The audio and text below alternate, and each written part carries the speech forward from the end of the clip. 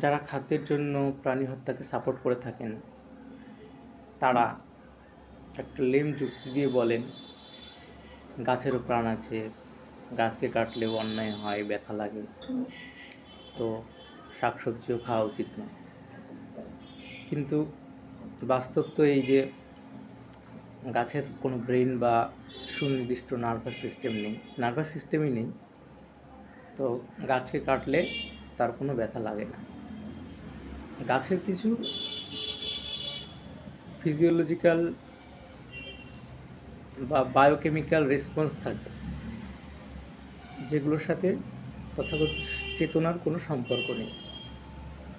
একটা প্রাণীকে মারলে যেমন তার ব্যথা লাগে বা কেটে ফেললে তার জীবন নাশ হয়, গাছের ক্ষেত্রে সেই অনুভূতিই নেই যে সে মারা গেল, কারণ সেই অনুভূতি ফিল করার জন্য কোনো অর্গ্যান গাছের মধ্যে থাকে না, ব্রেন থাকে না, নার্ভাস সিস্টেম থাকে না। একটা রোবটের অনেক রেসপন্সিভ অ্যাক্টিভিটি থাকে, তারা অনেক জটিল কাজ সম্পাদন করতে পারে, ঘরের কাজ করা, ফুটবলের গোল সেভ করা, এগুলো অনেক রেসপন্সিভ এবং জটিল কাজ। কিন্তু সেই রোবটেরও যেহেতু ব্রেন থাকে না বা নার্ভাস সিস্টেম থাকে না, তাকে ভেঙে ফেললেও তার কিছু যায় আসে না, মানে সে ফিল করতে পারে না যে তাকে ভেঙে ফেলা হয়েছে বা মেরে ফেলা হয়েছে, এরকম কোনো ফিলিং রোবটের হয় না।